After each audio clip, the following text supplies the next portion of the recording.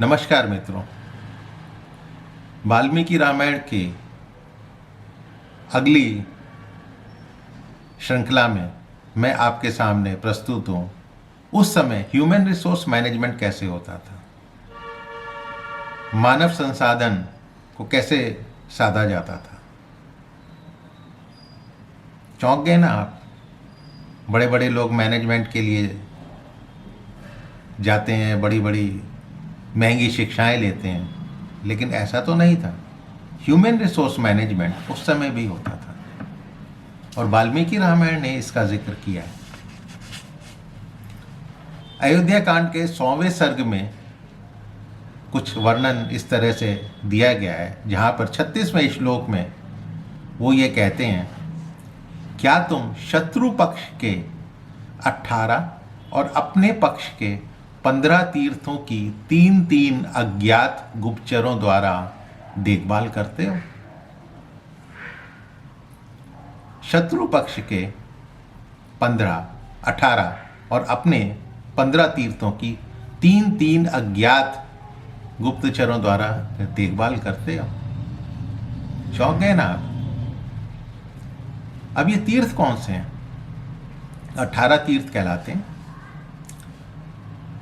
शत्रु पक्ष के मंत्री पहला, दूसरा पुरोहित, तीसरा युवराज, चौथा सेनापति, पांचवा द्वारपाल, छठा अंतःपुर का अध्यक्ष, सातवां कारागार अध्यक्ष, आठवां कोषाध्यक्ष, नौवां व्यय करने वाला सचिव, 10वां प्रदेष्टा पहरेदारों का सुपरवाइजर, 11वां नगराध्यक्ष नगर का कोतवाल, 12वां कार्य निर्माणकर्ता यानी इंजीनियर विश्वकर्मा, 13वां धर्माध्यक्ष धर्म का आचार्य, 14वां सभाध्यक्ष, 15वां दंडपाल, 16वां दुर्गपाल, 17वां राष्ट्र सीमापाल और 18वां वन रक्षक। जहाँ पर वो कहते हैं कि 18 शत्रु पक्ष के तीर्थ और 15 अपने, पहले 3 को हटा दें तो वो 15 अपने हैं। ठीक, तो उनके गुप्तचरी एक एक के ऊपर 3-3 गुप्तचर इंडिपेंडेंट, उनसे सूचना प्राप्त करने का जिक्र वाल्मीकि रामायण में है। 68वें और 70वें श्लोक के अनुसार काम से उत्पन्न दोषों को 10 वर्ग कहते हैं जो राजा के लिए त्याज्य हैं। वो 10 वर्ग कौन से हैं? आखेट, जुआ, दिन में सोना, दूसरों की निंदा करना, स्त्री में आसक्त होना, मद्यपान, नाचना, गाना, बाजा बजाना और व्यर्थ घूमना।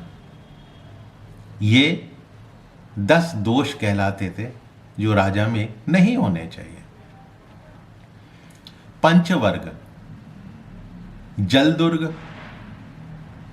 पर्वत दुर्ग, वृक्ष दुर्ग, ईरण दुर्ग यानी ईरण रेगिस्तान जहां खेती नहीं होती, तथा धन्व दुर्ग, बालू भरी मरुभूमि। यह कहा जाता था कि यथा समय जब इनका उपयोग की जरूरत पड़े तो इसको राजा को अपनी आत्मरक्षा के लिए इसका इस्तेमाल करना चाहिए।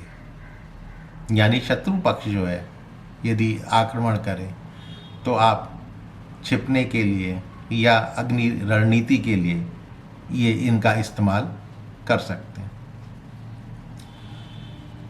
चतुर्वर्ग एक ग्रुप था। चतुर्वर्ग में क्या कहलाता था वो तो काफी लोगों ने सुना होगा, साम दाम दंड तथा भेद,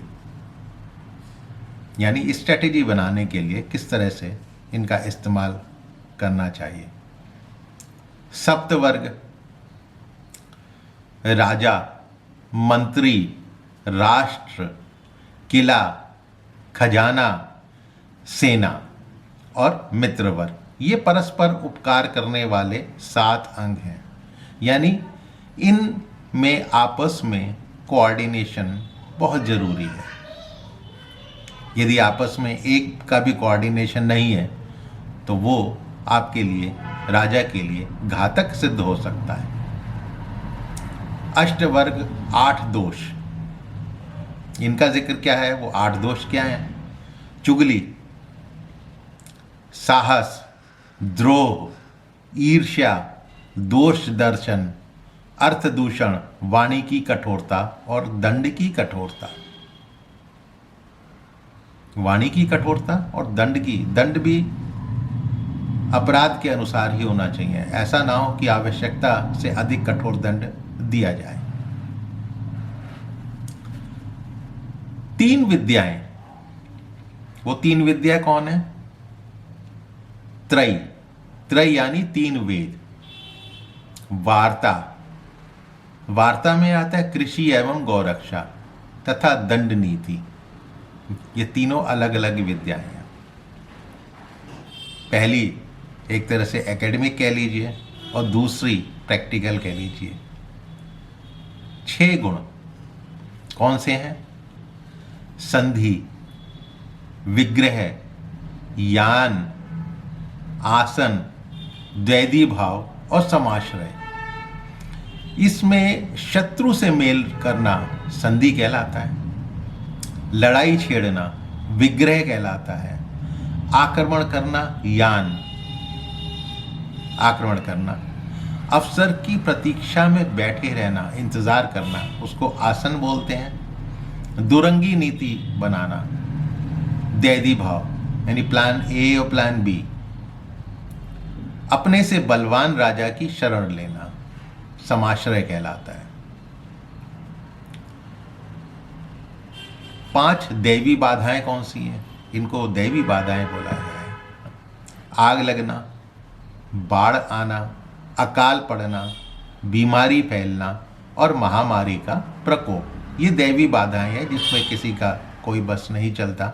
राजा हो या रंक, सभी इसमें समान रूप से बाधित होते हैं। मानवीय बाधाएं, अब जो मनुष्यों के कारण बाधाएं खड़ी होती हैं, राज्य के अधिकारी मानवीय बाधाएं खड़े करते हैं।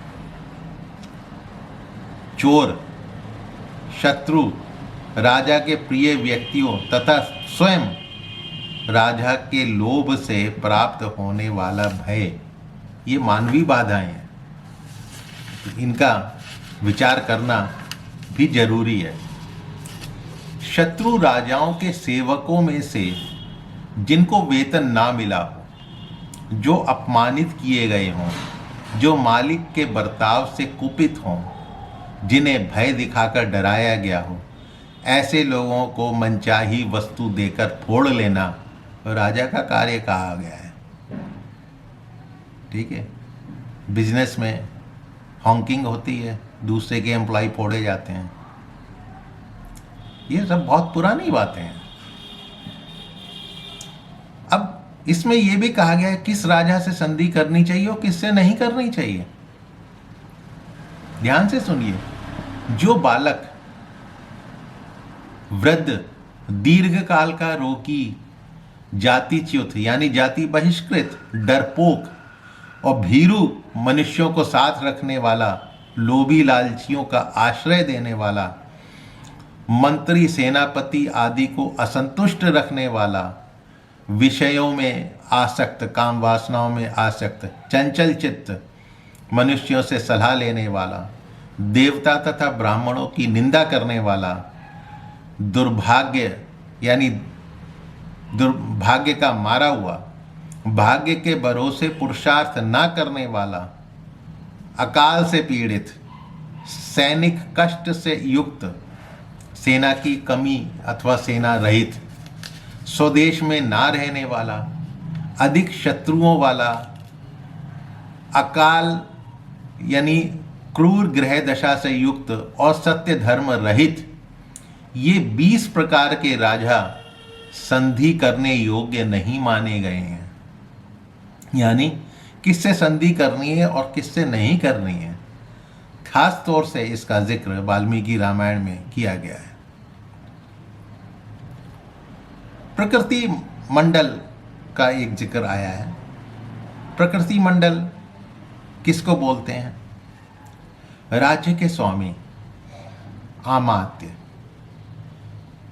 सुहृद यानी भला चाहने वाले, शुभचिंतक, खजाना, राष्ट्र, दुर्ग और सेना, इन 7 अंगों को प्रकृति मंडल कहते हैं।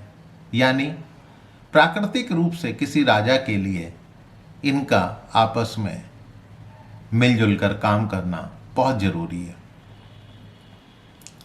समूह मंडल, श्लोक 65 से 67 के बीच में 12 जिक्र किया गया है कि राजा के 14 दोष होते हैं। कौन से?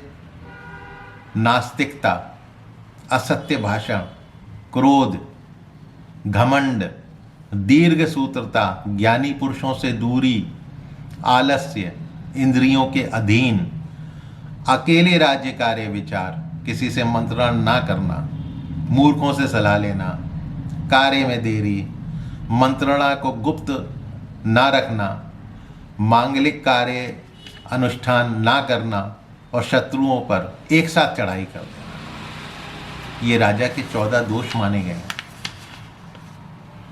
तो ये था उस समय का मानव संसाधन शास्त्र, जिसको आज की भाषा में ह्यूमन रिसोर्स मैनेजमेंट कहा जाता है। ये कोई नई विद्या नहीं है। 7,500 वर्ष पूर्व भी इसका जिक्र किया गया है और वेदों में तो इसका बहुत ही विस्तार से जिक्र किया गया है। लेकिन वाल्मीकि रामायण, जो रामचरित मानस की तरह ही राम कथा की एक ऑथेंटिक किताब है, उसमें इसका जिक्र किया गया है। तो दोस्तों, आज का ये ह्यूमन रिसोर्स मैनेजमेंट, मानव संसाधन शास्त्र, रामचंद्र जी के ज़माने का आपको कैसा लगा? हुआ ना कुछ आश्चर्य? यदि पसंद आया हो तो आगे आने वाली जनरेशन को सुनाइएगा, अपने इष्ट मित्रों के साथ इसको शेयर कीजिएगा और हो सके तो मेरे चैनल को सब्सक्राइब कीजिएगा। फिर मिलूँगा वाल्मीकि रामायण की कुछ नई बातों के साथ, कुछ नए वर्णन के साथ। तब तक के लिए नमस्कार।